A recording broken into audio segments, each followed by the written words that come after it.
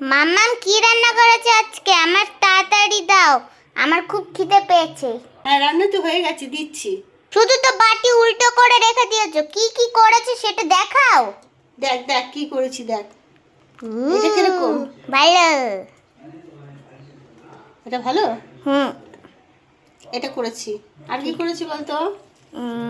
দেখি জানি তুই না। এটা কিরকম খাস বলতো ও, দেখি। ভিন্ডি ভাজা।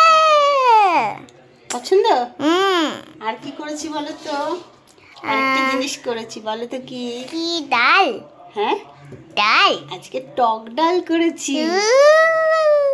এই দেখো, আজকে টক কি ডাল। মজা। গোটা গোটা আম রাখিনি, প্রেসারে সিদ্ধ করেছি, আম ঠিক গলে আছে, গেছে, জানো তো? ঠিক আছে, কেমন হয়েছে? খুব ভালো। আচ্ছা ঠিক আছে, তাহলে তোমাকে দিয়ে দিলাম, ঠিক তুমি আছে। খেয়ে নাও। দেখো আজকে আমাদের দুপুরের লাঞ্চ। দুপুরে কি রান্না হয়েছে দেখো, টক ডাল করেছি, এদিকে করেছি ভেন্ডি ভাজা, আর এদিকে কুমড়ো ভাজা করেছি। কেমন হয়েছে বলো?